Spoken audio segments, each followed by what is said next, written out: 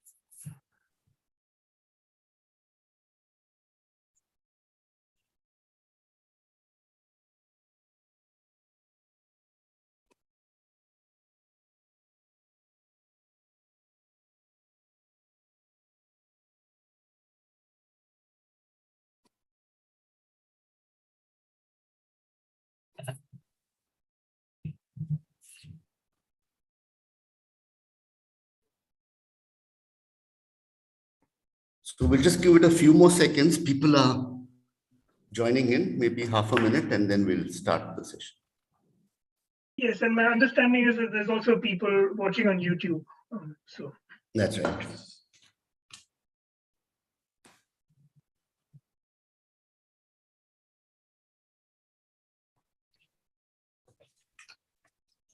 Okay, I think we can start now.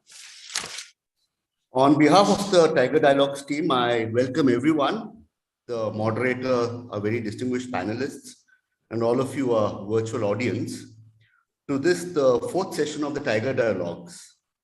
Tiger Dialogues is a series of moderated panel discussions co-hosted by WWF-India, WCS India, and Panthera, where we look at different aspects of tiger biology, ecology, and conservation, asking eminent biologists and conservationists to share their experiences and insights with us and with all of you.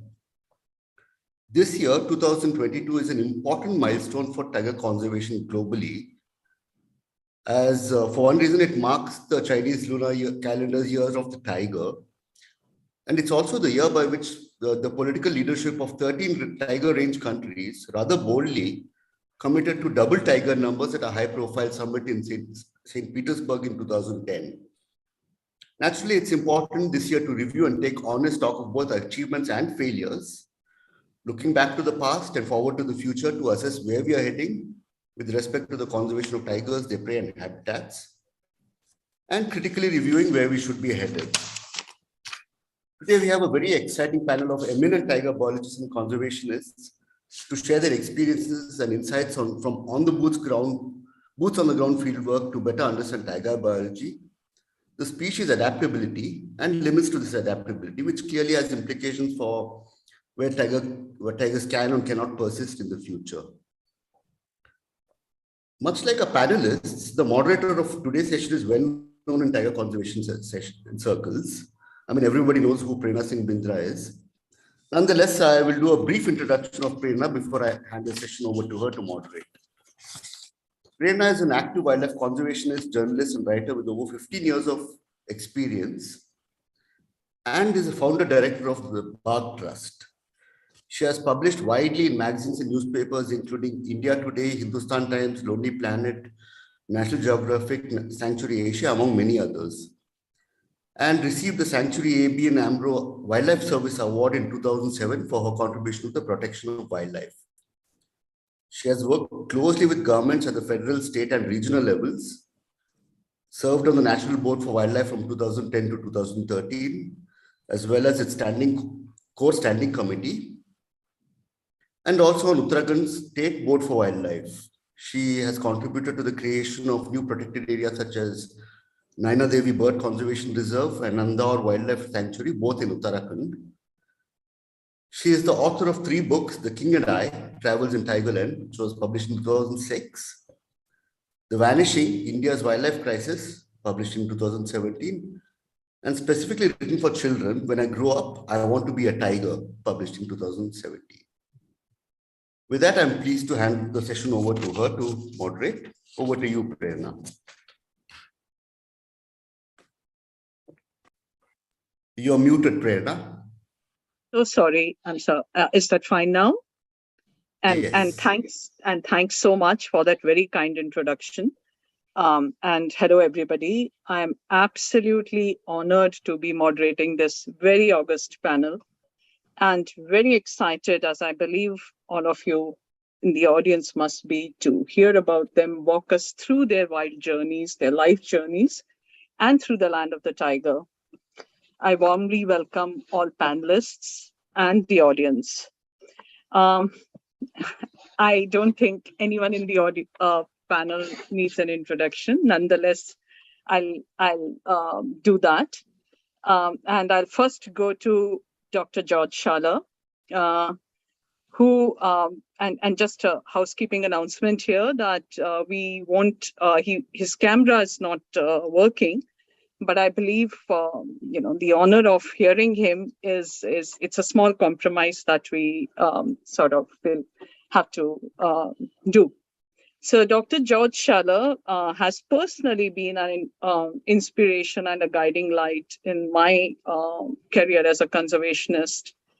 Dr. Schaller is an award-winning pioneering conservation biologist, and in a career spanning over 50 years, he has worked across 32 countries of Asia, Africa, and South America, studying and helping protect species such as the mountain gorilla, tiger, lion, jaguar, giant panda, and the wild sheep and goats of the Himalayas.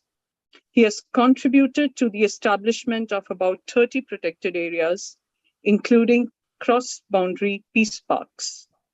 In 1967, his book, The Deer and the Tiger, based on his 1963-64 research work in Kanha, was a watershed for tiger research, marking the shift from natural history and storytelling to science, based on clearly articulated questions. Dr. Schaller's 18 books include The Year of the Tiger, The Last Panda, Tibet's Hidden Wilderness, and the more recent, Into Wild Mongolia. Dr. Schaller has been affiliated with the Wildlife Conservation Society in New York since 1966. His most recent conservation projects have been based in Laos, Myanmar, Mongolia, Iran, and Tajikistan. George, very, very honored to have you here on this panel, and I look forward to hearing from you. I've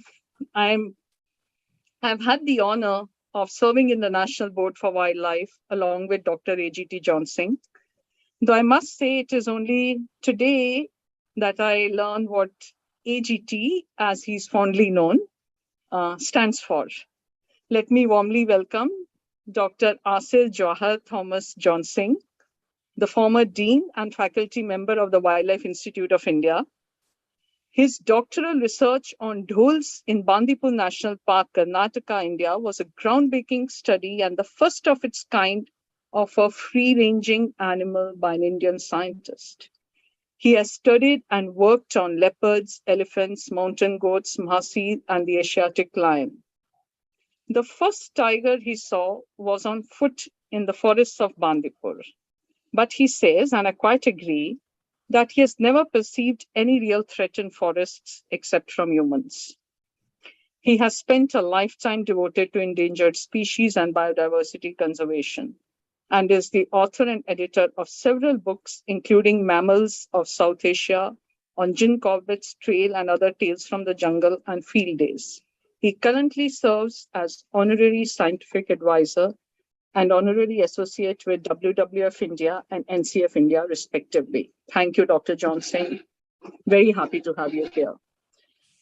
Dr. Dale McQuill, very, very excited to hear from you and to finally meet you, even if virtually. Dr. McQuell has been leading research and conservation efforts on the Siberian tiger since 1992, when he joined as the lead researcher of the Honecker Wildlife Institute's Siberian Tiger Project. Dr. McQuell intended to stay in Russia for just about a year or two, but moved by his first encounter with a wild Siberian tiger and captivated by the rugged landscape, he went on to stay for 30 years. In 1997, he joined as a director for the Wildlife Conservation Society's Russia program, promoting big cat conservation within both Russia and China. He has assisted in the creation of new protected areas in both these countries and has provided a vision for recoveries of tigers across Northeast Asia. He has earlier worked with the Smithsonian Tiger Ecology Project in Chitwan National Park, Nepal, and spent 6 years studying the wildlife in Alaska. Dr. McQuell currently serves as the WCS Tiger Program Coordinator, working to promote tiger conservation across Asia and the world. Welcome, Dr. McQuell. Pranav Chanchani is the national lead for tiger conservation at WWF-India and steers aspects of the program related to science, policy, and program development across the tiger landscape of India. He works in one of my favorite landscapes. That's where his research was based around the Pilibhit Tiger Reserve in the Terai in India's Northwest India. He has been working on diverse aspects of tiger conservation for over 12 years. That has involved extensive field surveys in the Terai Arc landscape. He earned his PhD from the Colorado State University on spatial ecology of tigers and ungulates in a multi-use landscape. He also has an enduring interest in Himalayan ecology and was part of a recent study to extend tiger monitoring in the Indian Himalaya. Welcome, Pranav. So glad to have you here. And as the audience can see, we have a very diverse, extensive experience of tiger conservation here. And I would like to start with Dr. George Schaller. George, can you hear me?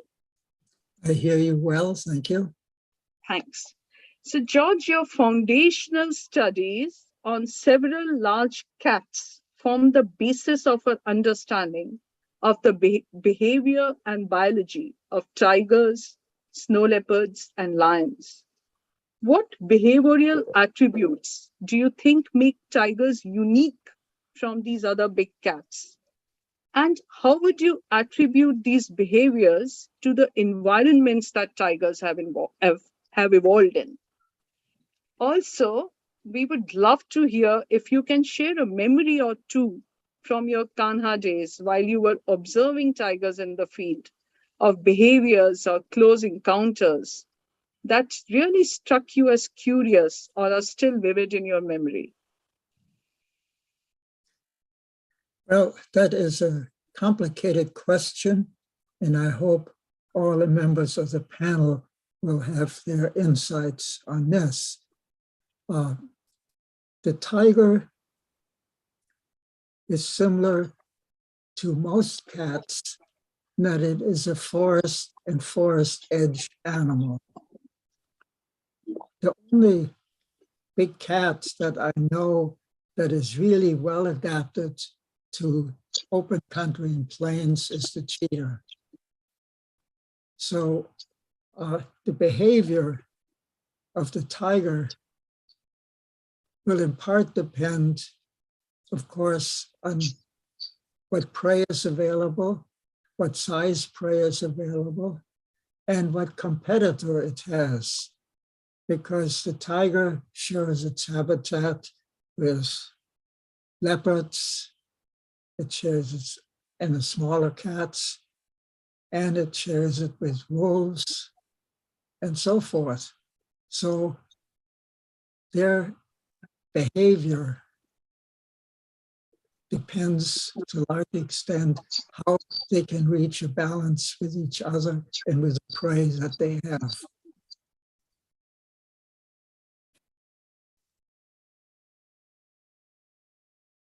but obviously it's very adaptable.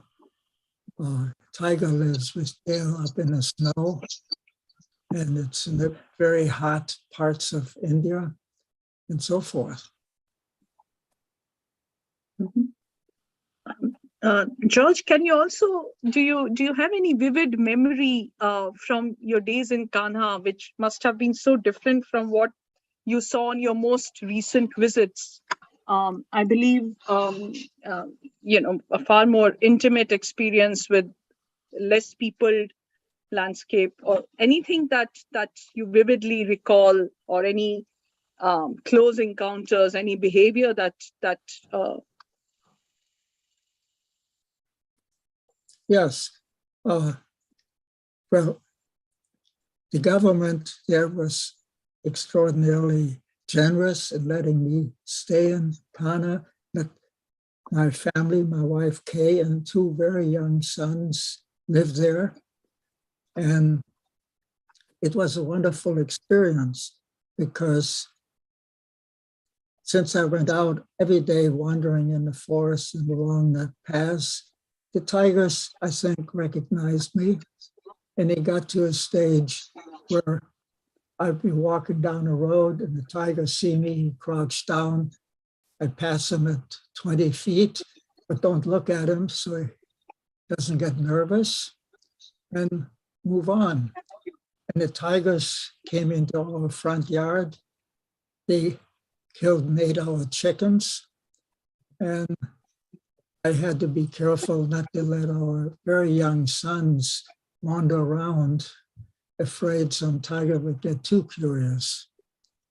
But it was a wonderful introduction to tigers, so you can admire their grace, power, beauty, and I've always wanted to come back and see them again. Thank you so much, George. That was such an incredible memory, and it seems quite. It set the tone for the panel for the evening ahead. But it seems a little difficult that luxury would be available to biologists today. And I go to Dr. Johnson, who's worked extensively in tiger habitats in India since the 1970s, a few years after George finished his study.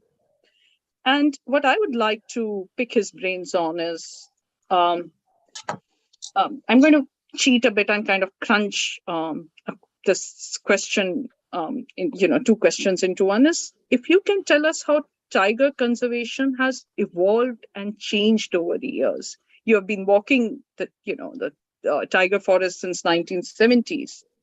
And how do you think tiger conservation has evolved and changed? How has the role of different agencies, whether it be government, whether it be civil society, whether it be researchers, NGOs, has it shifted? And within that is how has that changed the outlook? Has it changed the outlook of the future of tigers in India? What do you believe is the future of tigers in India? See, one can say that tiger conservation in India started from 1916 onwards with the ban on export of tiger and leopard skins. Tiger hunting was banned.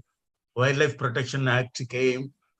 Kailash Shangla and J.C. Daniel, they estimated the population to be around only 1,800 tigers.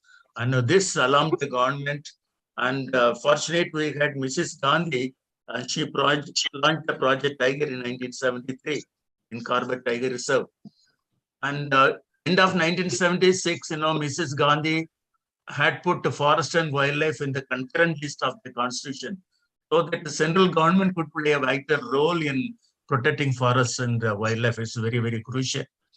And because the tigers are not confined only to those 9 protected areas which were established tiger reserves, and but also they occur in the reserve forest area.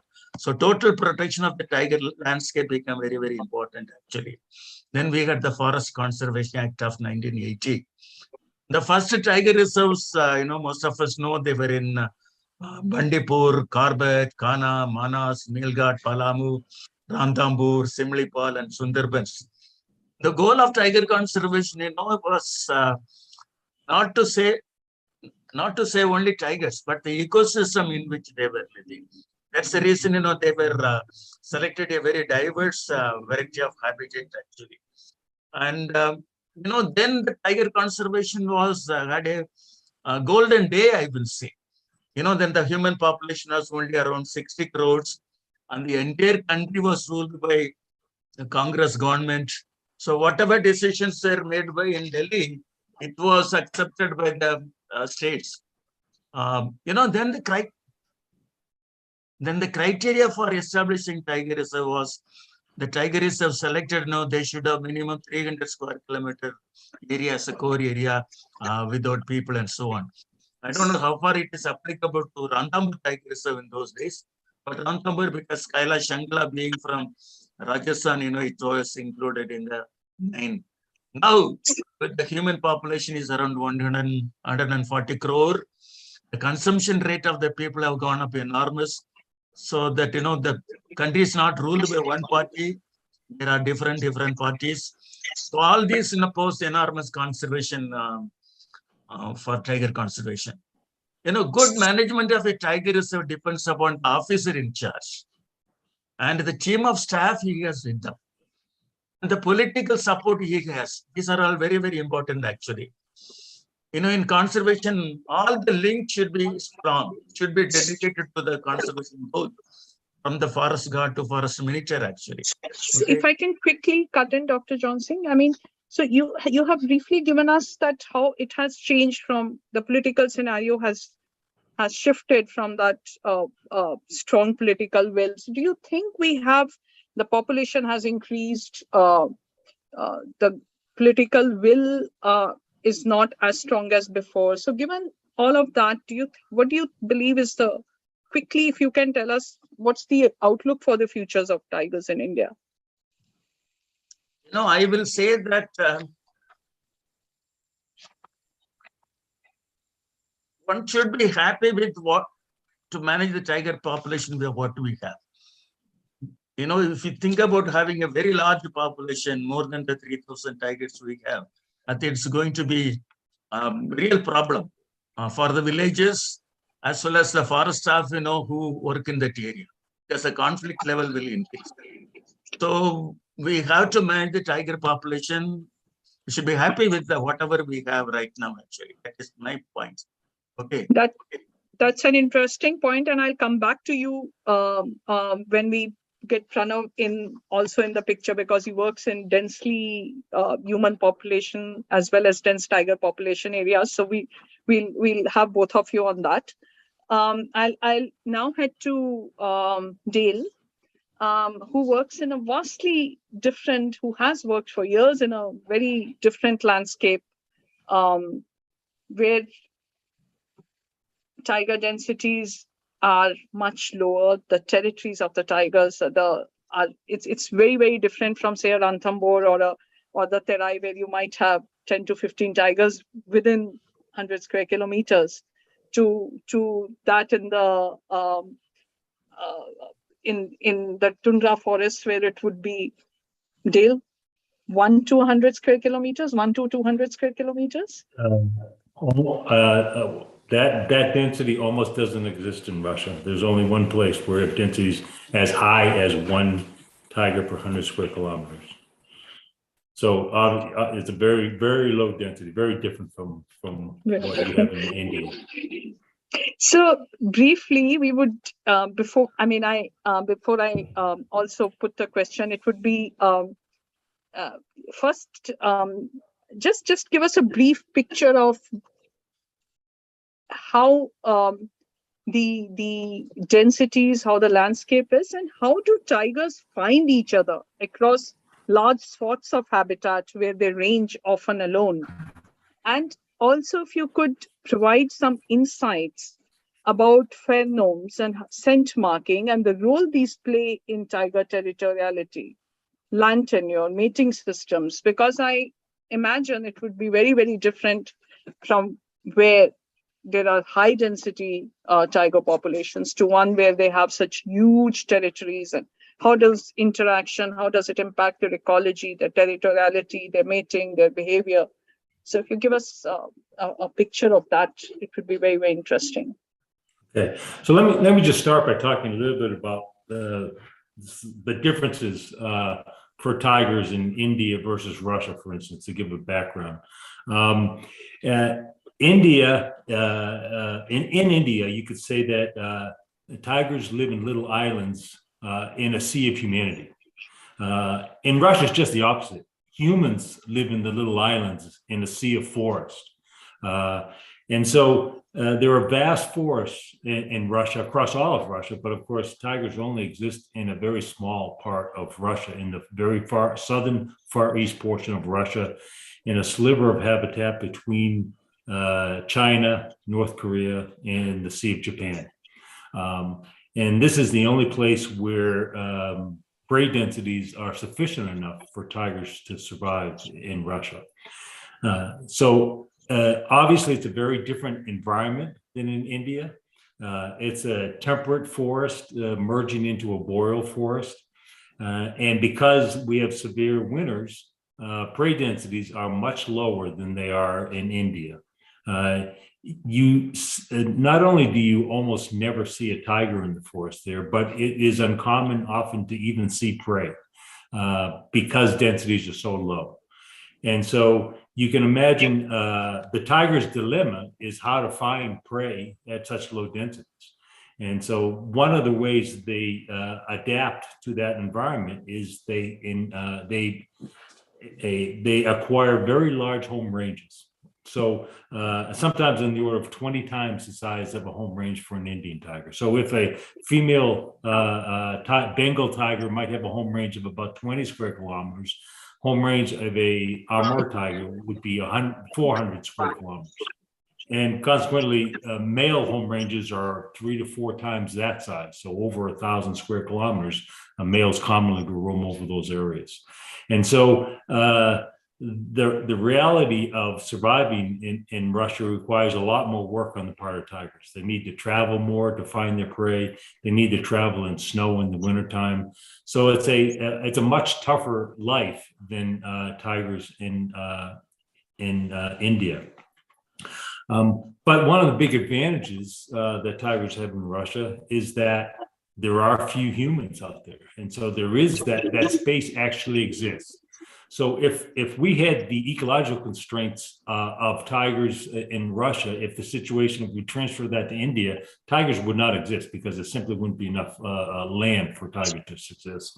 So we're very lucky that in each country, there's a suite of characteristics that have allowed tigers to survive related to the density of humans and the availability of prey. Those are the good things. When we talk about how tigers interact and how they find each other, surprisingly, even though there are these vast differences in ecological constraints, the way they interact with each other and the way they communicate is very similar. So tigers, whether they're in India or in Russia, communicate primarily through scent marking and through vocalizations. Okay, and those change very little between the landscapes, but of course their impact is very different on these very different landscapes.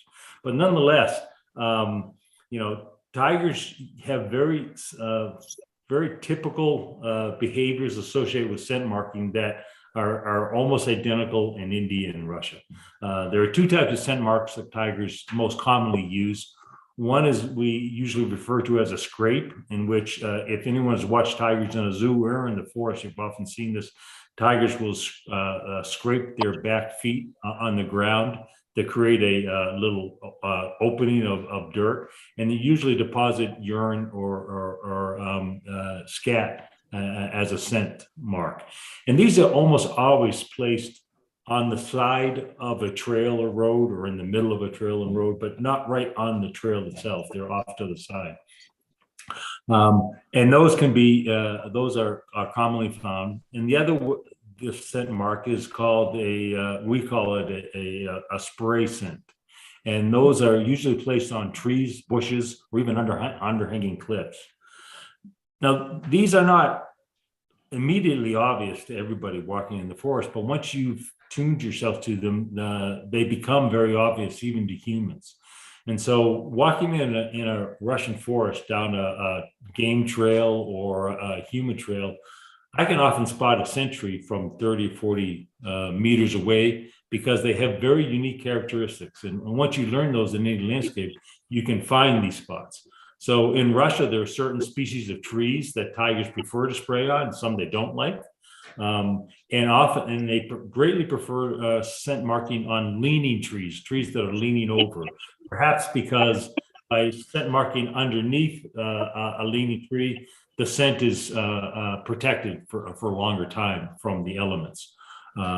We don't know exactly, but we know they love leaning trees. And so if you see a tree leaning over a trail, almost always I will go up and smell it because most of the time there'll be tiger scent on it. And once you learn these characteristics in any landscape, you can walk to these spots and find where tigers are leaving scent for each other. And so if we can do that as humans, our sense of smell and cognizance is much lower than that of tigers, then obviously tigers have a great advantage of us in finding each other. Tigers also vocalize.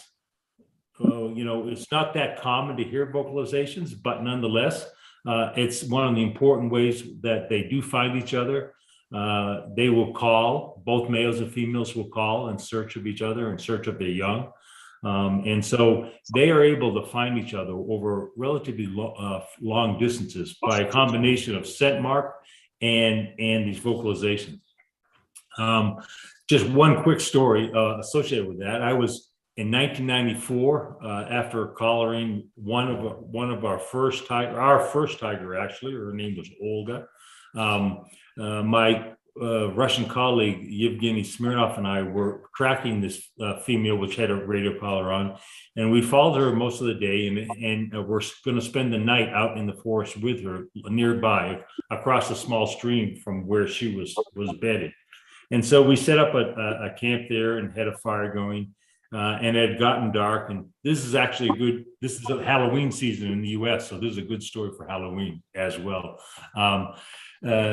And the far off distance, we heard a tiger calling. Wow. And it was the owl. Yeah, exactly. The owl when they're searching for someone else.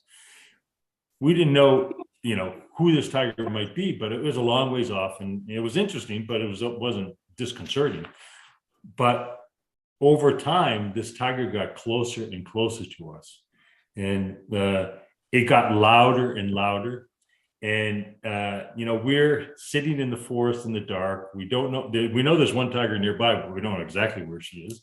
And another tiger is coming closer and closer and closer. It's kind of like in those scary Halloween movies where someone's coming closer and closer, and you can't get away. And so my colleague Yevgeny started putting more wood on the fire to create something that might scare away a tiger, anything that we might scare away. And we were actually both a little disconcerted at that time, even though we knew that the chances of anything bad happening was very low. But it turned out that it was Olga's mother coming to look for Olga. And so she came within very close to us, but eventually found Olga. And then as soon as she found Olga, she stopped calling. And we got through the rest of the night calmly. But it was just it's an example of how tigers can communicate and find each other over long distances. And so her calling eventually led her to the place where Olga was. So there's a lot we don't know about communications between animals, and especially olfactory communication. We as humans do not have very sophisticated olfactory senses. And it's very hard for us to appreciate the amount of knowledge that tigers and other animals acquire from the scent. So we know, for instance, that tigers and many other animals can determine whether or not a female is an estrus. A male can determine because they perform a specific behavior called flaming. And perhaps many of you have seen that even in zoos. And so we know that they can probably determine when a female is ready to be bred. We know, or we believe that scent marking is associated with defining territories in places where females and males are maintaining their home range. We suspect they can determine which sex an animal is from the scent. And there's probably many other things that we've yet to learn about this. So this is one field that I feel like in animal ecology in general, there's very much yet we need to learn about. There's a lot we do know, but I'm sure there's much more that we will learn in the future. So there's a field for future discoveries for sure. Thanks so much. That was such an interesting story. And I'd read about Olga, and I think in one of your blogs. I'm sure you have. Yeah, Olga's famous. So it was very, very interesting. And if we have the time, I would love to draw you back because questions keep forming in my mind as I was hearing you. But from that landscape, we go to where Pranav works in very high people density. Pranav, is it possible to ask a question to Dale now? No, can we just go to, we haven't yet had Pranav in, and we'll get to that towards, and I would like to pull you in also. So can we just have a quick question for Pranav first? Yeah, and then definitely. Pranav, you have done fieldwork in multiple multi-use landscapes, which are both tiger-bearing forests and people also use for collecting minor forest produce, grazing, etc. And you have shown that sometimes tiger populations can thrive in such areas. How do tigers navigate such landscape? We learned from Dale how do tigers navigate landscapes where there are huge swaths of forest and few people, which has its own set of difficulties. But you tell us from your experiences, from your observations in the field, that how do tigers navigate such disturbed landscape, and help us to understand how tigers adapt behaviorally, how they adapt their behaviors to share space with people. And just one, and also because you've been working in the Pilibhit landscape, where tigers live in the sugarcane fields which abut the forests. So is that reflective of an adaptation that can help tigers survive in the Anthropocene, especially with the loss of critical corridors, or is it aberrant behavior? So I just, that's a rather long question, but. So thanks very much, Prerna, for that question. And before I get going, I just want to acknowledge how much of an honor it is for me to be a part of this August panel, sort of sharing space, as it were, with people whose lives and work I've been most inspired by. And also, really excited to have you as a panelist. So thanks for that. I'll start addressing this question with a point that George made in his opening remark. He said tigers are animals of forests and forest edges. And I think that is critical to our understanding of what the species is. In a traditional sense, if you think of tiger reserves in India and so on, we're taught to believe that, there's core zones and buffer zones, and maybe core zones are the areas where tigers thrive, and buffer zones are the areas that are used by people that tigers may somehow sort of, use, but really areas that tigers would largely avoid. And in the course of my research, and in the course of sort of the position that I'm in since, I've been exposed to many sites beyond the Tarai. I understand, I really question sort of that premise. I certainly acknowledge that core zones are valuable, that they're important, and that tiger populations can thrive in areas that have inviolate core zones. But I don't think that that is the only formula that works when it comes to, where tigers persist, survive, or sort of establish viable populations and so on. So that said, if a landscape is excessively disturbed, so to speak, in the ways that you described and in other ways, it's overrun, as it were, with people, with cattle, with light, noise, and other forms of sort of disturbance, there comes a point where you'll likely lose tigers from areas like that. But there's certainly sort of this middle zone, where you can have a certain level of use, by people. And you can also have sort of tiger populations that are breeding, that are established, and that can potentially contribute to sort of conservation in the larger landscape surrounding such areas. And I think Pilibhit, that you mentioned a few times, sort of epitomizes a site like that. So let me try and sort of disentangle this a little bit more with some qualifiers. So when is it possible for tigers to sort of share space with people? I think 4 or 5 conditions need to be met for this to happen, right? First off, there needs to be a degree of protection that's effective. And I don't necessarily mean that areas have to be protected areas, tiger reserves and national parks and so on. They can actually have other types of administration or jurisdiction. But as long as there's a formal or informal mechanisms that provide an element of protection, so the species is not getting poached out or hunted out at sort of unsustainable rates, it'll likely exist. Beyond that, obviously, food is important. So, if it's an area that's used extensively by humans, but there is still enough deer, or in some cases, even livestock, which contribute to the tiger prey base, well, tigers may well persist. Then, of course, the nature of disturbance itself, right? If you have, I give you 2 contrasting examples, right? You have on the, Pilibhit on the one hand, where prior to 2013, when it became a tiger reserve, there would be thousands of people literally entering the forest every day, harvesting wood and grass and other sort of forest resources. And by sundown, they'd make haste to leave the forest because they knew sundown was the hour of the forest, right? So in that scenario, there was sort of a temporal partitioning of the forest, but between people and tigers. Come evening, come sundown, the tigers would be out and about on these many forest roads. In the day, they'd be sheltering in grasslands and other such areas. So that brings me to the next point. And so in contrast, there are forests where sort of humans are embedded in prime habitats around water sources and so on.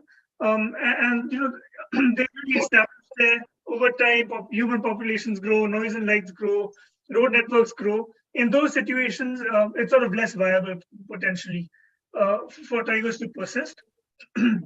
And another factor really is cover, right? So if tigers are to persist in an area where there's a lot of people, that can be enabled by sort of appropriate cover.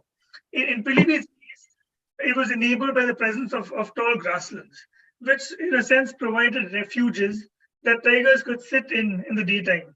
These are areas that humans would generally avoid, in large part because of the fear of tigers and the knowledge that tigers sort of hung out in these areas. In other sites, sugarcane or lantana could also sort of provide sort of cover that people are sort of less likely to sort of enter on a routine basis and so on. So all of these conditions that I've described will potentially enable tigers to occur with people, including along forest edges, including beyond forest edges in agricultural landscapes and so on. But there's one more condition. If it's just tiger presence, I think these conditions may suffice. If you're talking about breeding tiger populations, then within an area, there have to be some pockets that are by and large free of human disturbance. We don't need enormous core zones necessarily. Of course, if we have those, that's great. There's no doubt that tigers may use them, that they'll facilitate breeding and so on. But in other contexts where that may not be possible, if we're able to create in one way or the other, create and maintain, certain areas, a few square kilometers sometimes in extent, or just patches of tall grass, areas that are not frequented by humans, that have the other resources that tigers need, you could well have breeding individuals there that would then contribute to a population being established and so on. So that was very long-winded. But and I won't get to the sugarcane tigers question here because I think it's sort of a longish answer in itself.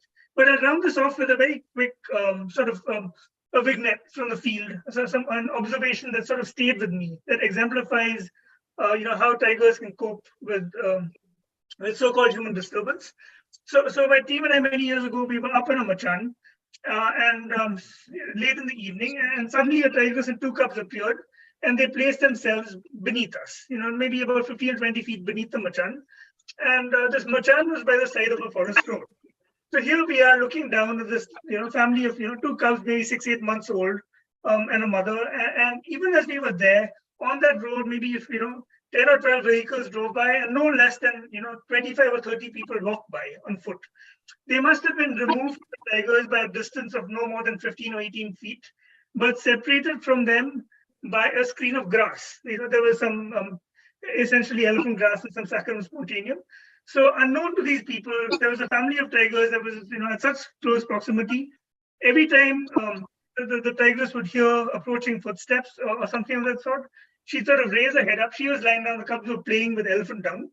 And the cubs would just freeze for a moment. And the moment she'd lower her head, they'd start playing again. Oh, so one. just the risk. She'd see that, I'm not going to be disturbed by people here. And really, so in a sense, we were watching firsthand, how tigers can cope and have adapted to sort of cope with humans in their midst. And this has obviously happened over millennia. And really, if you read some, The Deer and the Tiger, George has a little section on tiger interactions with people. And he describes where, by and large, it's a furtive animal. If you read Mel Sanquist's sort of Tiger Moon, he had a very similar observation for his collared tigers. And anybody who's observed the species up close will testify that by and large, tigers read people and will try and avoid them. Thanks. That was exceedingly interesting, and it must have been. I would have loved to be on that machan with you, and I'm sure most of the audience. So thanks so much. That was very enlightening. We have less time, but I'm going to draw everyone in quickly. So please keep your answers brief, even though we would love to hear more from you. Dr. Johnson, I know you have a question for Dale McQuell, but let me first quickly pick your brains on if you have anything to add what Pranav has to say, especially as you mentioned, India can't, we can't have more tigers. You say that this is approximately our optimum that we can, so to speak, afford in our landscape. And in your experience, if you can just shed light on how tigers view and navigate these complex landscapes, and Pranav also mentioned with roads coming in, with infrastructure coming in, it creates pressures which perhaps the tigers can't navigate. So given all this, again, I'm going to put that question, how do you see the future of the tiger, and how do they navigate this landscape, and how do we navigate to ensure that they have a future? But sorry, quickly. You're mute, Dr. Johnson. As Dale said, our forest areas are islands in a sea of humanity. But agriculture landscape with crops such as sugarcane, which is equivalent to the tall grass, I call many as corridor crops, like even castor plants, when they grow in lush abundance, they can serve as corridors. If you take that Andhra Pradesh, I will say Maharashtra particularly, Tadaba landscape. From Tadaba, the tigers move to other area, largely through the agricultural landscapes at night. Many of the crops, they can give enough cover for them to move along. So fragmented habitats, but tigers, they learn. At night they move using the minimal cover afforded by the agricultural landscape. So that is one point I think we have to keep it in mind. Thanks, Dr. Johnson, for making that brief. I will come back to you when we ask Dale his question, so we can combine what I need to ask him. But first, George, you heard what everyone has to say, and while I have many questions I would like to ask you, I sometimes wonder, what do you make of, at one level, the changes in India's landscape that you have seen in the 1960s, and now with the loss of not just the landscape physically in terms of people and roads, but also the political landscape. Yet at the same time, India has managed to conserve tigers and has indeed, leading in terms of having about 70% of the population. So how do you make sense of this? How do you what conservation efforts do you think have paid off, and what and how do they persist in these landscapes? But also, do you think from here, or from your very vast experience even of other large carnivores, any inspirational examples that we can draw from and take hope from? So if you can, again, I've put in a lot of questions and expect a quick answer, but please. Well, one big problem everywhere in the world is the increase in the human population that one way or another wants to make money, whether India illegally exports tiger skins to Tibet or whatever. But one fact that is obvious is that the governments are not always straightforward in telling you. They suppress the facts about problems, they ignore the rules and give illegal mining and timber concessions and so forth. So critical tiger habitat is being destroyed because of the government has a vision of endless development. And endless development means the end of human too. But so the political leadership in educating the leadership or voting for the right leadership is critically important for the tiger's future. I forget, India has about 160 separate little tiger populations. And as you know, you probably need a tiger population with at least 20 females in an area to have a chance of surviving for decades ahead. Otherwise, you get all sorts of inbreeding problems, animals get poached and so forth. So there has to be a real serious concern by government. Do we want tigers in the future or don't we? And biologists, especially in India, have done so much for learning about tigers that it's not, you have the information available. Like Ulas Kurant has just published an excellent tiger book called Among Tigers, which addresses a lot of these issues. And the Indian leadership should read it. Okay. Thanks, George. I have a question for Dale, but if you can tell me what you wanted to ask him, Dr. Johnson, and I'll see if I can push my question as well.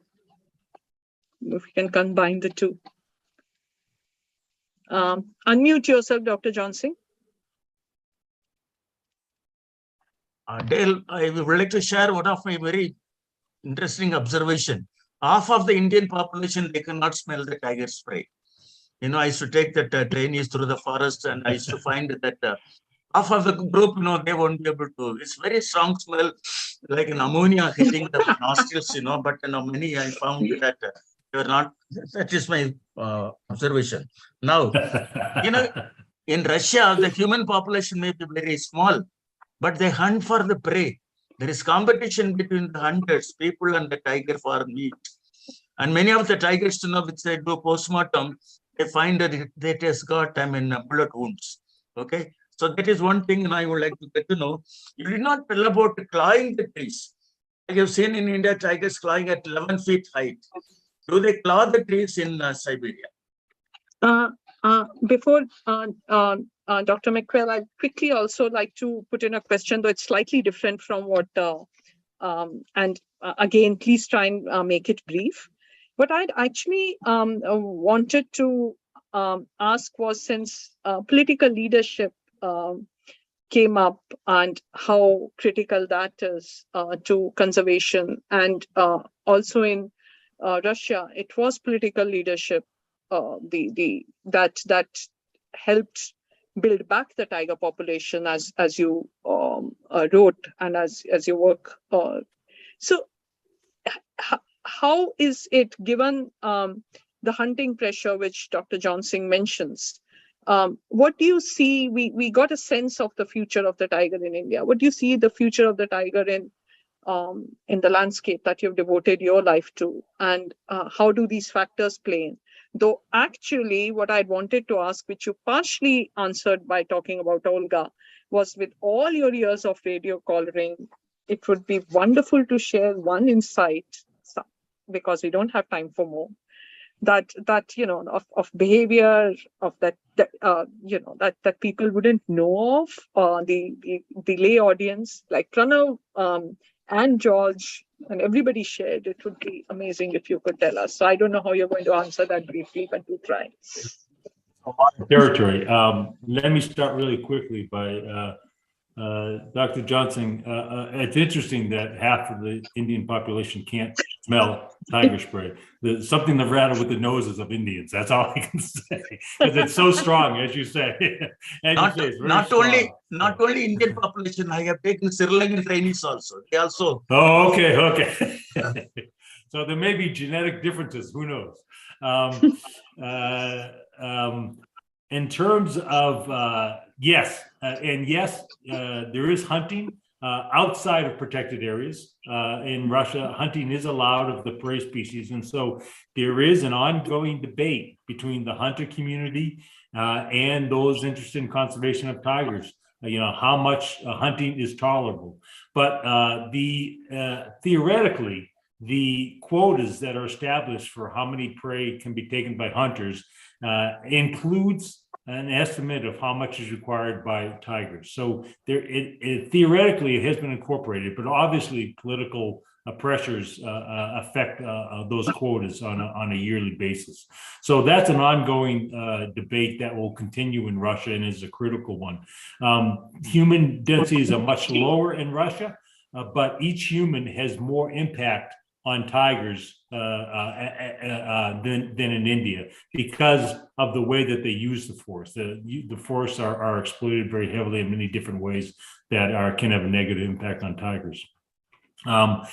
If I can push back a little bit against some of the things that you mentioned, Dr. Johnson, I would suggest that even though India has the most tigers, has the majority of the tigers in the world, that there may still be space for more tigers in India. We know there are forests that are empty. We know there is the empty forest syndrome, where there is no prey, where there's an opportunity for recovery of prey and potentially tigers. We know there are places where, as Pranav mentioned, increasing connectivity or expanding potential for the size of a population exists in some places. And learning better how humans and tigers can live together will allow us to do that.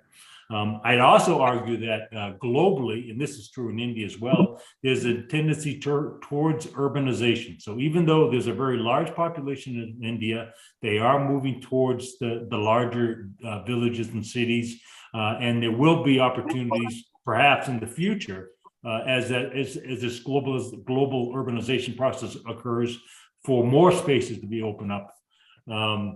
And finally, if we look at trends in human populations, even in India, the most likely scenario that we're looking at is that, yes, human populations would continue to increase for the next 50, 75, maybe 100 years, but overall human populations will start to decrease over the next 50 to 75 years. And this is, of course, there's lots of assumptions in this, but the most likely scenario is human populations will be decreasing in the future. So we have a critical time right now for the next 50 years to get tigers in the ecosystems they depend on through what is essentially might be a bottleneck. And there may be light at the end of the tunnel. As human populations decline, more humans are in cities, there may be more opportunities for recovery. And so we should see this as a moment in time that is critical for many ecosystems around the world, but especially for tigers in Asia, where human density is so high.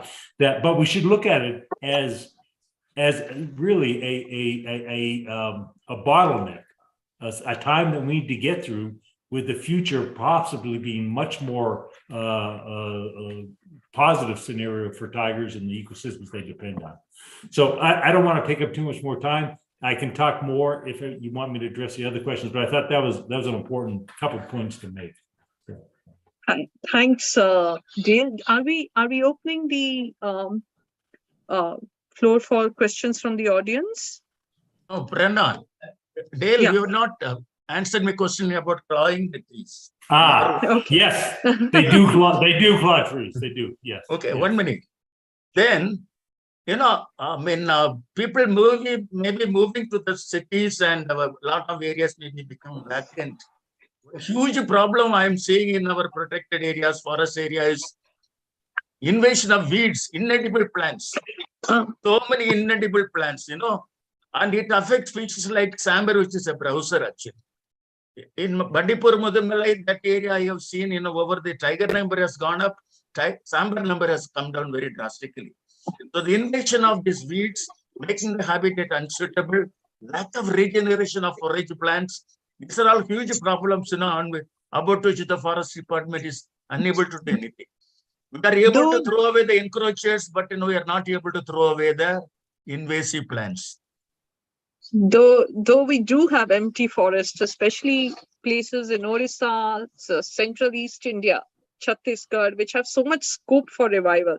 Though, and I agree with Dale there, and I agree with Dr. Johnson also that inherently, I mean, even when the people, even if they move towards the city, there are still a lot which continue to be dependent on forests. So it's very, very complex, but there is hope that these forests, especially where there is scope to increase their population.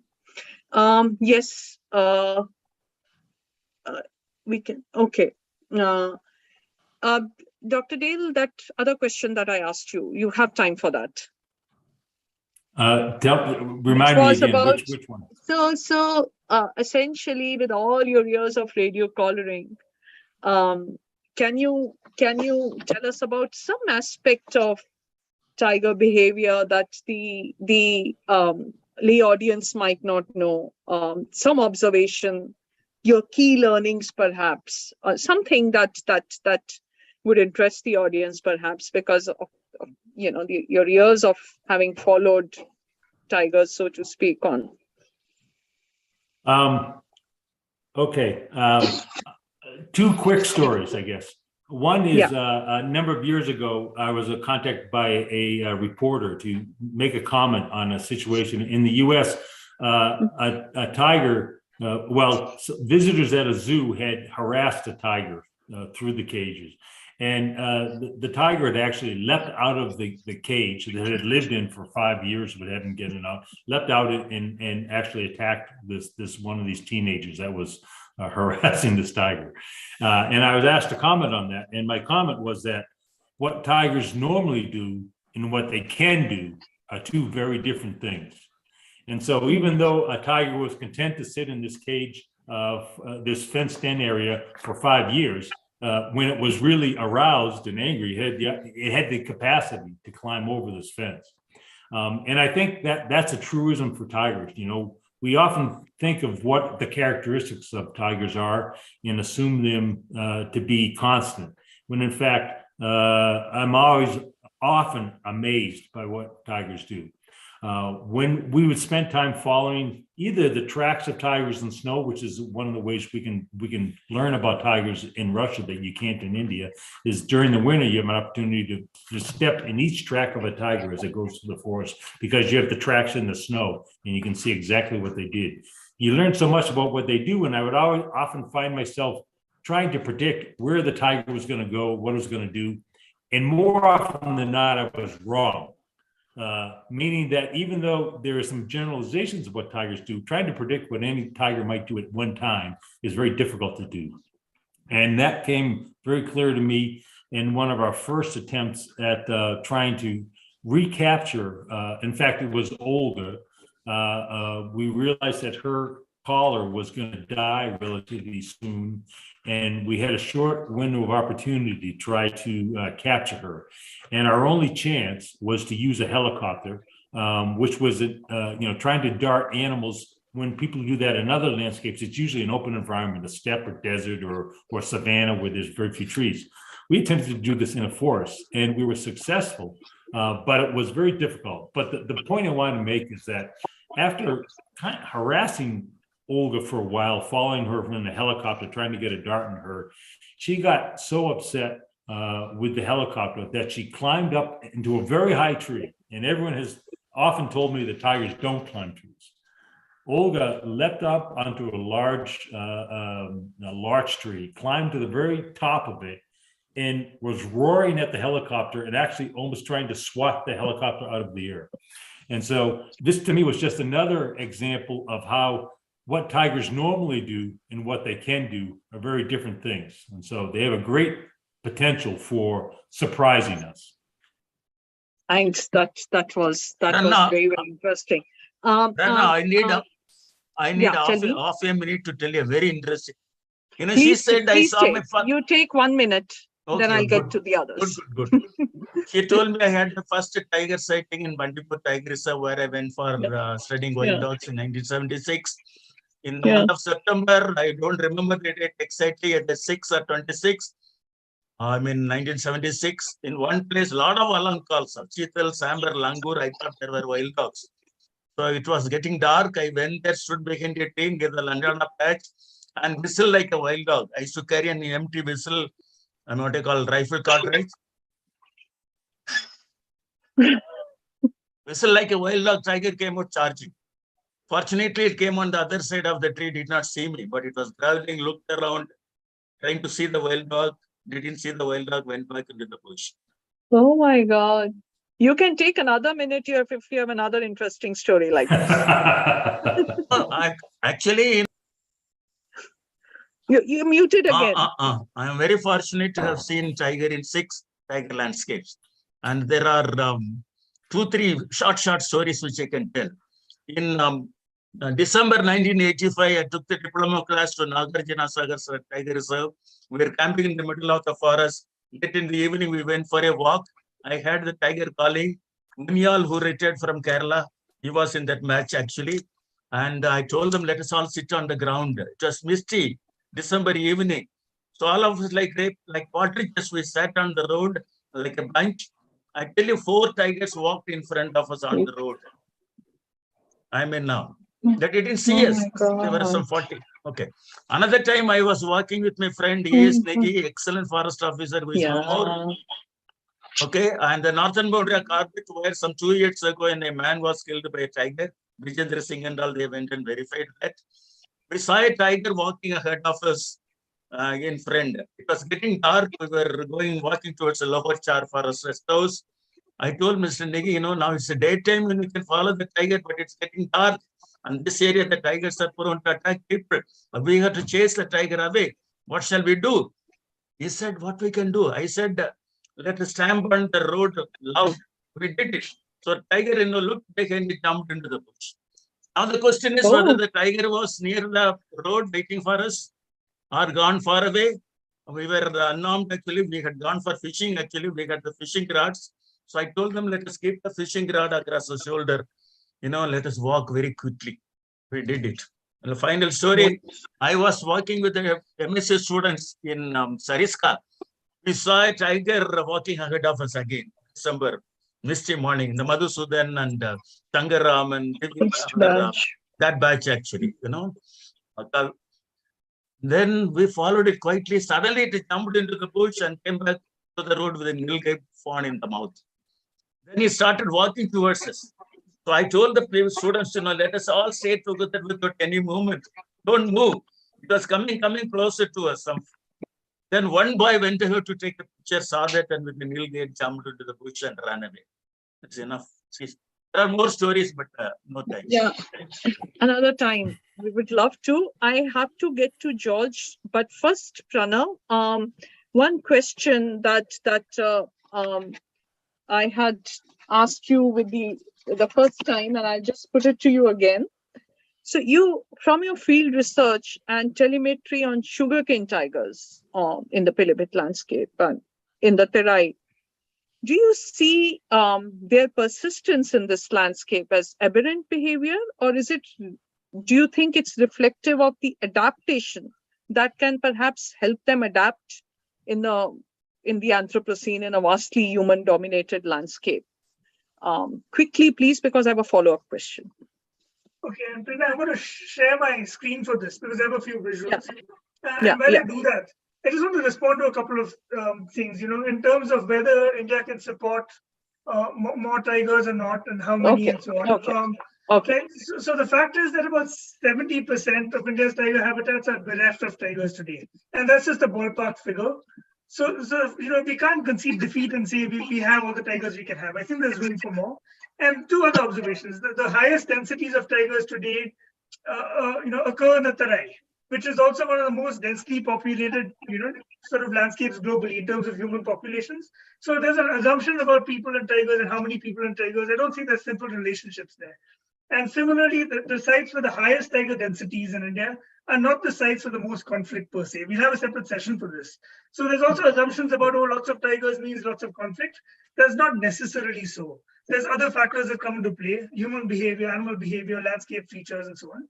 So really, so that brings me to sugarcane. Let me see if I can get my screen up in a moment. Yeah, here it is. Okay, so I'm going to. Is my screen visible to everybody? So Yes. The phenomenon of sugarcane tigers may not, may not ring a bell for everyone, but I think what we're witnessing in the Tarai offers really, really important clues about how tigers can potentially adapt to landscapes that are really quite modified by people. So here's a tigress with 3 cubs. And so it's not, this is to make the point that sugarcane and farmland don't only serve as corridors, they also extend habitat for tigers. And now that the 3rd generation of cubs continues to sort of occupy this area that we've traveled to Prerna Maria near Pilibhit. So obviously it's sort of a fraught and tenuous coexistence with people, but nonetheless, it proves something. That's sort of a younger individual moving through the landscape, trying to disperse, trying to find habitat. But really, they spend extended periods here, months, years, and one wonders if some of these animals ever go to the nearby forests, or whether they live their lives out in these farmlands. Though we suspect that there's some exchange and coming and going. So again, the fact that farmlands also, are full of prey, and not just, these tigers are not preying on cattle, they're not preying on dogs and cats. They're preying on hog deer, they're preying on nilgai, they're preying on pigs. And in a sense, they're providing a service to farmers who would otherwise be trying to guard their crops from animals that are eating crops all night. Some actually express that sentiment, saying we've been seeing trouble by tigers in our farmlands. The fact that tigers not only live in farmlands, they also die in farmlands, right? Is not always sort of a happy story. But this is not the inevitable outcome by any means. And I just want to sort of round this conversation off with here's a slide from a reindeer collar tiger in one of the Tarai habitats. It's really recent information, and it's really, really remarkable. So what you see here, and I think the insights we're getting here, I've just been amazed. So there's an animal that was moved here from another park nearby, a male tiger, in the process of establishing a territory. The park, all the prime territories are taken. It's hard for him to establish his dominance, to try and secure females and mates and so on. So what's his strategy been? He explores the park. He's sort of scoping out potential territories, scoping out female territories, and then ever so often he turns to the sugarcane farmlands and see where he's placed. He's placed himself in the middle of four villages. Right at night he may walk past homes. In the daytime he's using sugarcane, for long hours. And the numbers on this map roughly correspond to the number of hours spent, in this particular patch of farmland by a tiger in just a couple of months. So they're just finely adapted to actually using these habitats. In this case, he's using it to, in a sense, hedge his bets till he can fight his way into territory or otherwise go and explore other habitats. And the sugarcane sort of provides a refuge away from other tigers, and in this case also away from people, because at this time of year, people don't enter sugarcane farmlands. It also enables movement by way of corridors, Dr. Johnson was saying, potentially between this park and some other. And we already saw that sometimes tigers raise cubs in sugarcane. So really one species of grass replaced another. And in some scenarios, this extends tiger habitats and provides very important opportunities for the species to adapt and exist in landscapes that are otherwise very heavily modified. Thank you. Thanks, Pranav. That was very useful. Before I take audience questions, and in that, I would pull George in. There's just, if you can just answer this in a minute or two, Pranav. So you have extensively used the capture-recapture method. You have extensively used camera traps, but beyond estimating tiger populations, what sort of insights can data from camera trap provide about species behavior that can be used to strengthen conservation? If you can just give us a quick example, a quick answer. Absolutely. I try to be very quick and brief. And I think the insights that you get are phenomenal. Obviously, radio collars provide very fine scale information, but the fact is that one can only radio collar so many tigers, even in sort of the most sort of elaborate research programs. On the other hand, one can camera trap a forest in its entirety, so to speak, with camera traps. And with that, we gain insights not about 1 or 2 or 6 or 10 individuals, but about a whole population. And over time, about the fates of animals, about shifts from one territory to the other, about interactions between males and females, or territorial overlap between multiple males, interactions between tigers and other species that may either avoid tigers or tend to use the same areas, information about the areas that tigers select in an area in habitat relative to the vegetation, the underlying vegetation, to the prey base, and of course the human use of the area, which is also documented on these camera traps.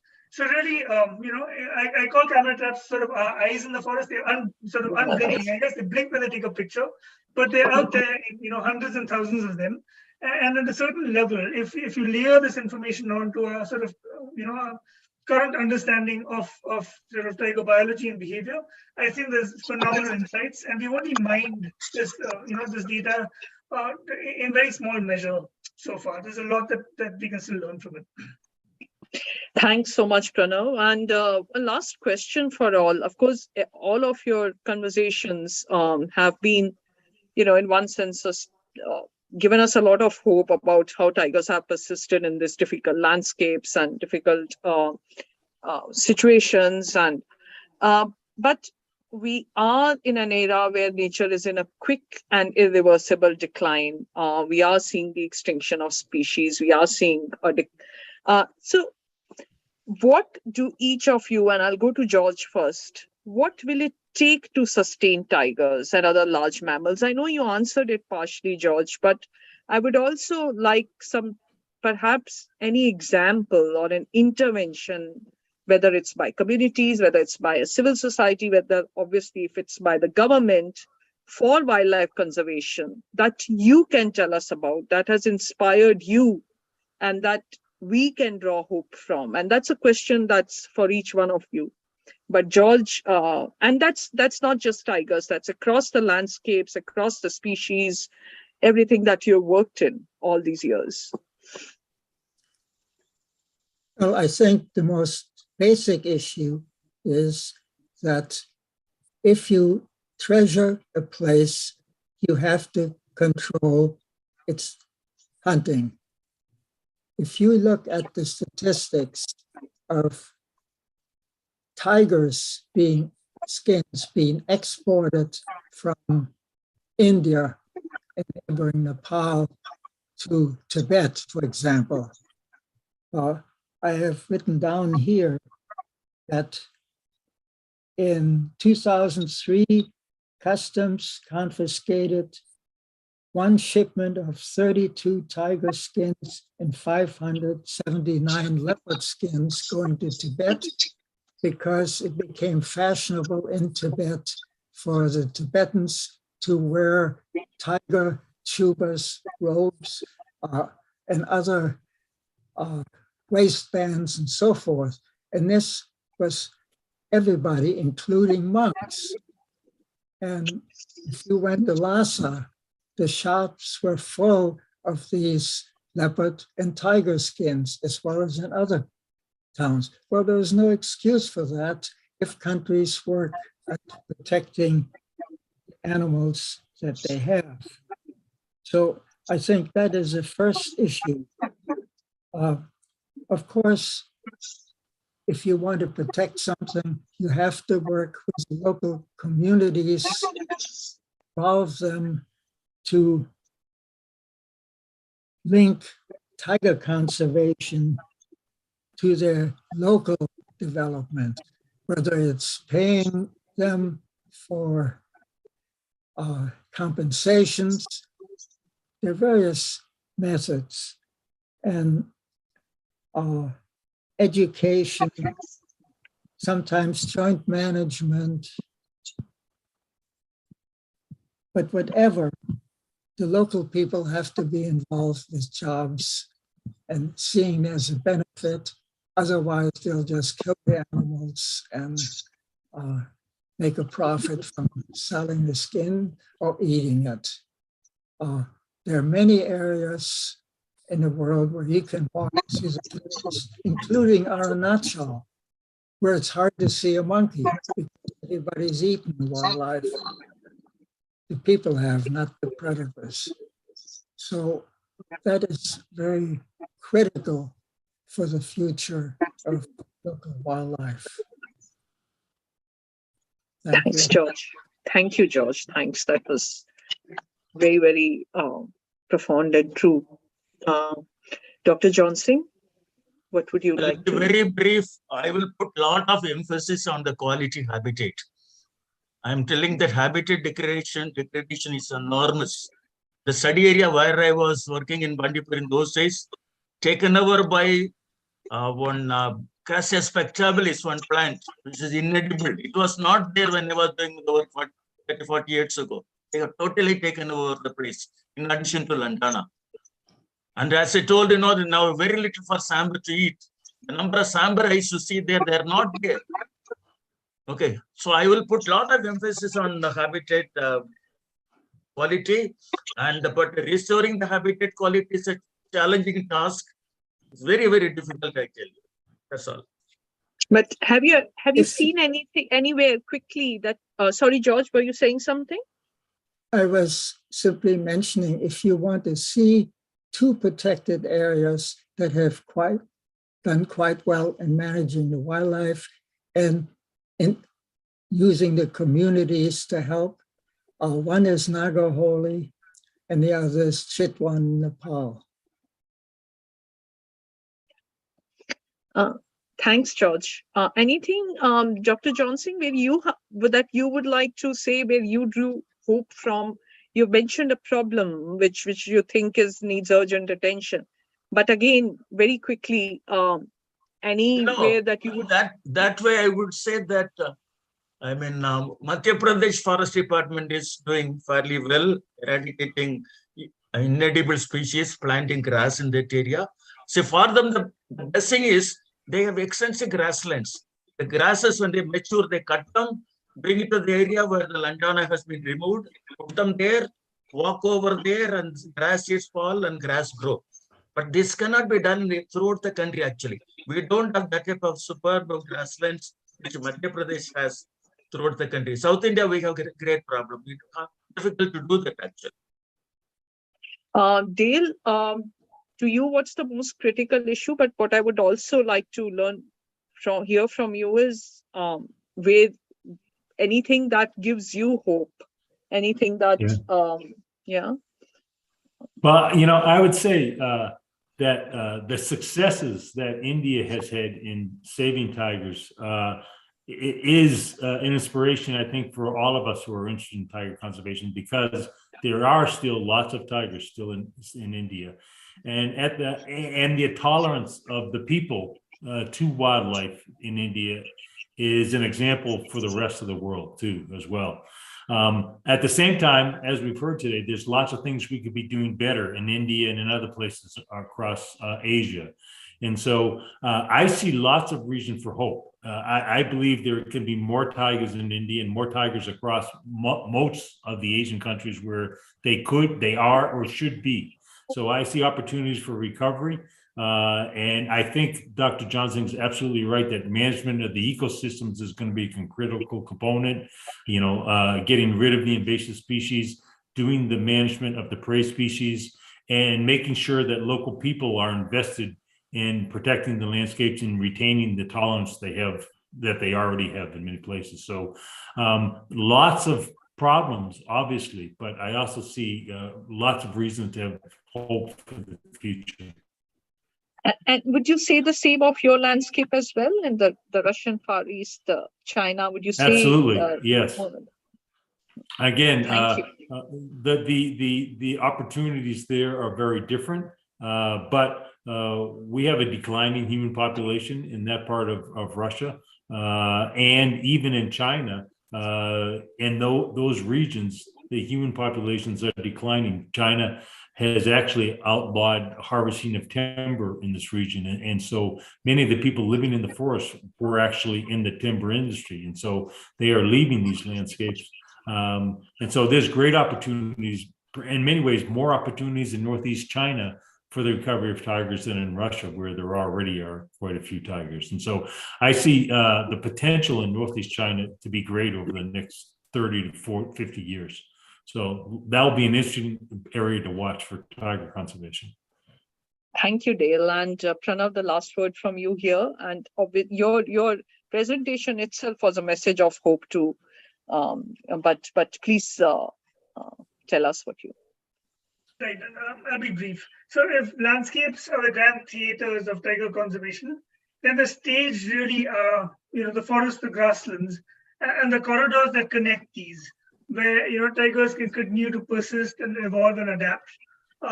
So I think while, of course, habitats and their management is important, I think while controlling poaching is important, I think the most important opportunity for us now is to protect the corridors that connect these habitats. Because if those are gone, we potentially lose the opportunity to conserve tigers in landscapes, to enable them to continue processes that sort of, have brought them into the current era, and that will enable their persistence in times to come. Because we can potentially, we can create more national parks, we can potentially work with communities to bring some areas back. With sort of new technologies or with committed effort, we can potentially restore habitats. We've demonstrated in some areas that we can effectively curb poaching. But if landscapes are changed and transformed, and if vital connectivity is lost, it just becomes really very complicated to sort of bring tigers back. And you can't recreate the landscapes that we lose. And there's also a message of hope here in that we've seen examples, including from the work of Dr. Johnson on the Chila-Motichur corridor and so on. And today there's several flyovers that have been created, especially to create underpassages for wildlife when the highway was expanded and so on. And I think these will have bear results and enable population recovery in the not too distant future. My only point here is that, of course, these are important, but they shouldn't sort of happen as one-offs. They should sort of systematically be embedded in not just conservation planning, but in development planning and policy. And I think we have a long way to go, but that really should be an effort. You're talking about corridors. Is that Kana-Pench corridor still exist, or has it been eliminated as there was a long battle? So that was the underpass that Pranav was, I think, actually referring to. Though if you ask me personally, that was such a critical corridor that highway expansion has been quite fatal to that landscape. We do have, I think it was the first highway in which actually there were underpasses made, compromised, of course, from what was earlier promised, but we do have them and tigers are using them. Correct me if I'm wrong here, Pranav. Is that correct?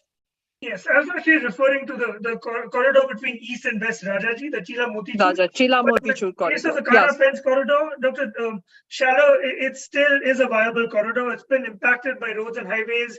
There's been some mitigation, but today tigers still use that corridor. So there is hope there. And it really is an example of some ways of conservation coming, sort of having some bearing on development processes. So just to add to Pranav, I mean, yes, the highway has expanded hugely. It's a 6-lane highway, and there's a parallel railway line also going. So it does see high mortality. It has led to fragmentation. There was a huge battle, as you know, George, to not have that highway expanded. But the good compromise was that we actually saw underpasses, which tigers and other wildlife are using. And as Pranav says, it's vital that in some protected areas, we hopefully don't expand highways, at least some no-go areas, but where they must be, it must be embedded in the policy. Well, it's the best tiger population in India. About 200 tigers in that Kana Punch area. Yeah. So, So can I move on to audience questions? I think the first question came from Nalini, and what she asks is, are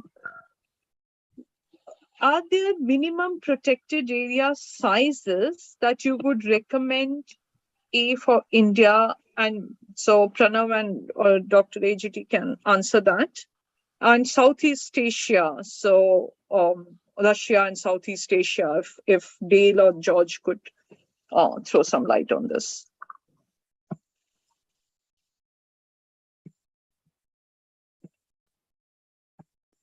Even a small Yes, habitat yes. holding some tigers, they need to be protected because they can serve as stepping stones.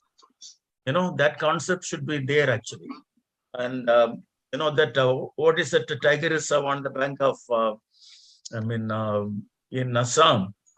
It's not very large. 120. Manas. No.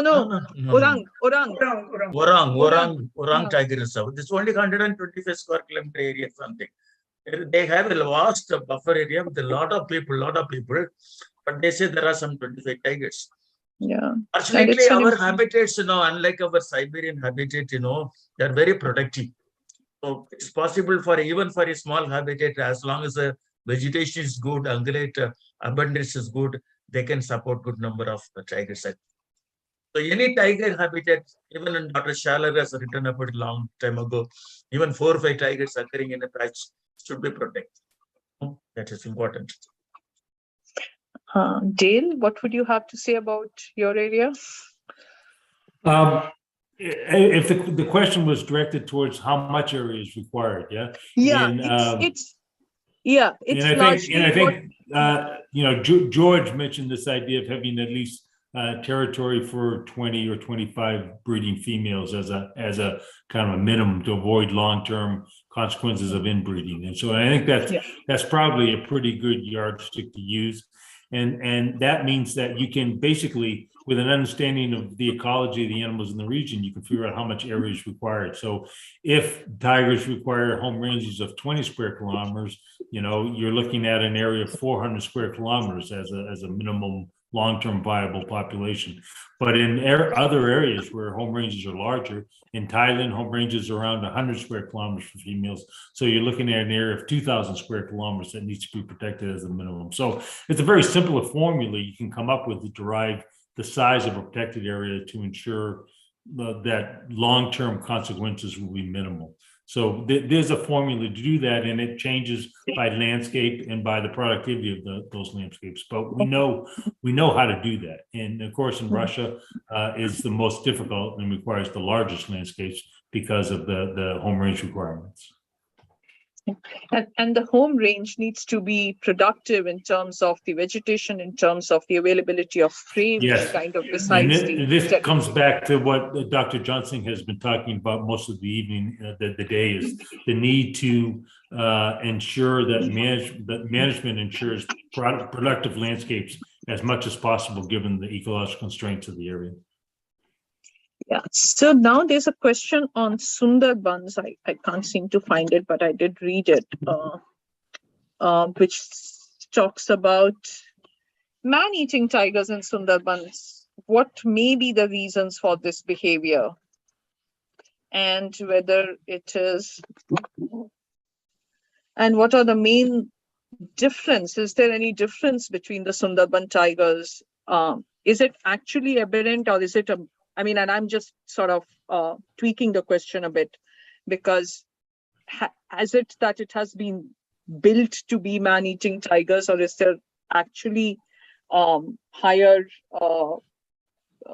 attacks on people there? And if so, is there anything that contributes to it? I answer that. Yeah, please. If anybody else has something to add, then they can do so later. Please. You know, Lack of prey, lack of other prey. Okay. SS Bist, who served in West Bengal, who served as project elephant director also, settled in Dehradun. He says man-eating is largely occurring within the forest. Any human being going inside the forest, for honey collection, for tiger, it's a prey. Because imagine, how do the people walk there? They can't walk straight. They have to crawl through those mangrove habitat. The tiger seeing them, a long time ago, they would have considered them more like a wild pig and so on. They would have killed them and eaten. So they lost a fear of people, and any human walking inside the mangrove habitat, they are vulnerable to tiger predation. He said seldom tigers come out of the forest and do man killing in Sundarbans. SS Bist, who served as retired as PCCF, living in Dehradun. So, they had put nets and so on along the boundary, trying to, keep the tigers inside. Sometimes tigers come out. And the people out. But people, for honey collection, I'm not sure, still they may go. But unfortunately or fortunately, the people there that accept death of people in the hands of the tiger as some divine intervention. So the problem is going to continue, actually. Pranav, you have anything to add? Yeah, I might just add to that the Sundarbans is tiger habitat unlike any other. And of course, tigers swim well between islands and so on. Their prey, deer and monkeys and other such species probably don't swim as well, right? So there could really be strong gradients in the abundance of prey species. Also, hunting prey in mangrove habitats could be quite hard for a tiger, right? In certain areas where the soil is really boggy, there's sort of pneumatophores and the roots of these mangroves sort of sticking out and so on. So I think tigers are really maximizing, in a sense, their opportunities to secure prey by taking on, from time to time, by taking on humans. And as Dr. Johnson said, in a sense, they've lost their fear of humans. They recognize that in a sense, they can make easy prey. So, it is in a way an adaptation to a population that, faces stresses that other populations don't, and B, recognizes that, among their sort of prey species is also, humans that in some circumstances render themselves as being quite vulnerable. So I think it's a combination of factors, really. So there's another question which asks whether tigers can survive only on livestock, and would consuming livestock have any negative impact effect on tiger health? But what I would like to, perhaps whoever answers this can bring in that total dependent on livestock. What are the other complex or complicated situations that may arise by total dependence on livestock and vis-a-vis the communities issue, etc. Can I start answering that? And then I'll quickly please. So, in terms of adverse effects on health, it's just another COVID, right? If it's, if tigers eat gore, or if tigers eat, banting in some habitat, I don't think there's any evidence to suggest that it would impact their health adversely, unless, of course, maybe, those animals are packed with antibiotics or something that interfere with, the biology of tigers. But there's no evidence to date of any adverse impacts. But one really thinks of, obviously the consequences of depredation on communities and possible retribution. So I'll sort of leave that there if somebody wants to build on.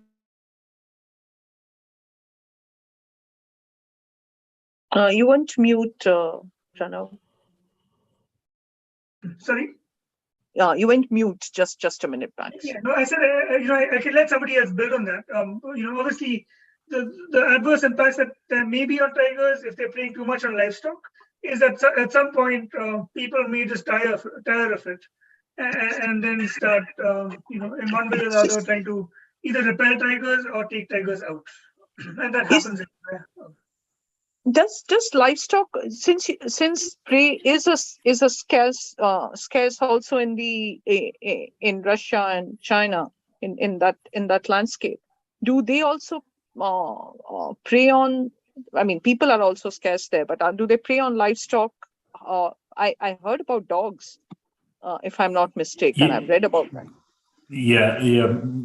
Most hunters have a story of losing their hunting dogs to tigers.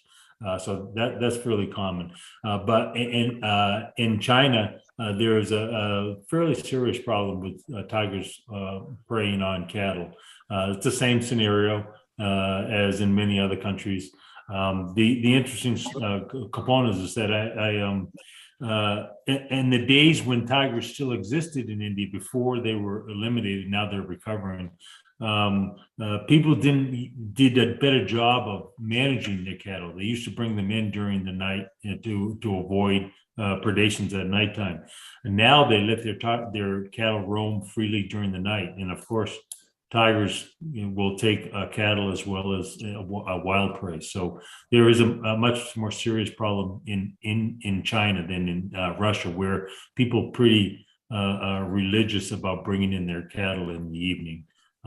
There's very few problems.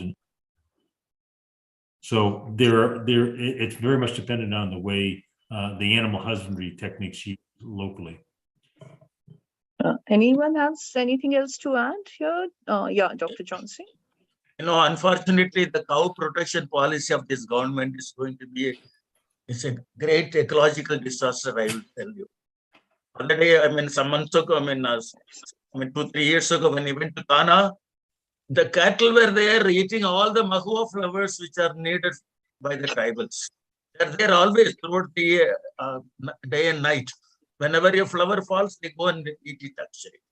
And that can help in augmenting the number of tiger leopard number in the landscape also, aggravating the conflict, like that Avani tigress. I was told that largely she was feeding on the cattle only. Abundant cattle, which is going to be North India, fortunately in South India, in Kerala and even in Tamil Nadu, people eat beef.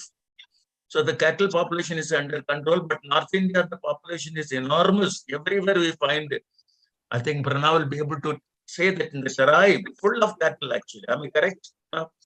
Okay. So that is going to cause a lot of problems, helping the tiger number to increase even in the suboptimal habitat and where the people will suffer. Also, does it lead to poisoning? Eventually, even it does lead to poisoning. See, long time ago in the 80s, I know when I joined the Wildlife Institute, we came to know that in the Dudwa area, many tigers were poisoned and killed, thrown into the railway track and in the canals. And they said the tigers are committing suicide. See, you cannot kill an elephant and hide it, but a tiger can be easily killed and cut into pieces and thrown into, the forest or in the water or buried, So tigers will be decimated by the people if the problem continues. Like in Kerala, you can't have a man-eating tiger. You can't have a cat-lifting tiger because people are, they are much more, they're awakening everything, the political atmosphere there, everything, they will not allow such things to happen. So wherever people are poor and weak, such things will continue to happen. I don't think that is because of tolerance, Dale.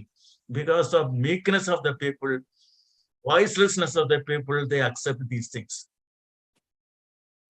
Okay, I think we'll thanks so much, Dr. Johnson and Pranav, for this, Dale, for answering this question. Thanks to each one of you on the panel. It has been for me personally, such an honor to moderate this, to listen to all of you, to learn from you. It's been an evening of very interesting insight into tiger behavior, how it intersects with in different landscape, how they negotiate different landscape, the how it impacts how their persistence into the future, what it means, what it might mean for policy. It's been a exciting cocktail of an evening. At times I felt that I'm sitting by the fireside listening to experiences from the jungle, and I could have just asked you to speak on, and I do hope we'll have another opportunity, hopefully not virtually and by a tiger forest. What it has also meant is what you have distilled is what we need to do so that tigers persist in the future, which is, to summarize, to protect corridors, to manage the ecosystem effectively, to make them productive for prey and tigers, to involve local communities so that they benefit, to recover tiger populations in empty forests, create hopefully more protected areas, mitigate corridors where they have broken, control poaching, of course, and hopefully get political support, and with people, the passion of people like you, and your vision, and has given us much hope today. The persistence of tigers, the revival of tigers in India and Nepal and Russia and China gives us a lot of reason to hope. And thank you for energizing us today with your stories and with your insights and with your messages of hope. Thank you very, very much. And to the audience for being patient, asking insightful questions. Thanks, everyone. And it has really, truly been an honor. Thank you. Thank you very much. Thank you. Take care. Thank you. Bye. Thank you. Thank you. Take care. Bye-bye. Thank you. Bye. Thanks. Bye. See you, Bye. Dale. See you, Pranav. you. See you, Pranav. Ah, Take care. lovely. Take care, all. Abhishek. Yeah, we have a Okay, couple the closing. So. Hi, George. Abhishek. George, Yes, hope thanks. to see you. Hope to see you one day. Yeah, George, please come to India. I Dale, would like to take me out Please. and see tiger again, please. Sure. just come to India. We all will. And Dale, you vanished. Yeah, we want you here as well. Yeah. So, Okay. yeah, I'll just say a quick few closing words. Again, thanks to all the panelists for being here this evening and giving us, a wonderful walk through a tiger forest and making us understand what it is to save tigers. What I'd like to quickly do is to thank the people behind the scenes. Yeah, I just who helped us. Yeah, sure, Prerna. just wanted to thank the people who coordinated this and helped put the questions together, the entire effort of people behind the scenes. So just wanted to express my appreciation. Thank you so much, Shreya, Abhishek, everybody, Devcharan, everybody who, Abhi, Yes, sir. Ravi Singh spelling name is wrong. Yeah, spelling mistake. Ravi Singh. No, that is another person, sir. another Okay. person. Okay. You couldn't have spelled Ravi Singh wrong. Yeah. So anyway, again, thanks again. Thanks for the evening, and thanks a lot for joining us today. And as usual, it was a very engaging session. We got a lot of questions, and our apologies to all the people whose questions we couldn't take at this time. But we'll try our best to try and get back to you and get the experts to give you some responses. Again, thanks a lot. And again, end of the month, end of November end, hopefully we should have another session. And please keep your eyes and ears out for the advertisement, and we'll see you end of the month. Thanks again. Thanks, everyone. And see you next time. Thank There are you. 3 Bye, times bye, as everybody. many. Okay. Bye. Bye, George. Dr. Shalin. Thank you so much for Bye-bye. joining us. Just Bye. one See you point. soon. Thank you, Dr. Bye. Shalom. Thank you very much. Bye, Pranav. I hope to see you sometime in the field. Absolutely. And yeah. yeah. It was lovely listening to you. I really just find your site so very interesting. So hopefully someday. And thanks, Abhishek. I think AGT has gone. Yeah. Okay. Bye-bye, everyone. See you. Thanks, One Peter. sec. Thanks a A lot. lot of people have posted lots of Yeah, people they're have still posted the here. email IDs. Yeah. As someone Can I leave? recording them. Yeah, sure. Can I Thanks. leave? Sure, Prerna. Yeah, Sure, yeah. Prerna. It was so kind of you to join us again. It was great. Not at all. Not, it's my pleasure entirely. Thanks so much for the opportunity. Thanks My so much, pleasure. Prerna. Not at all. Not at all.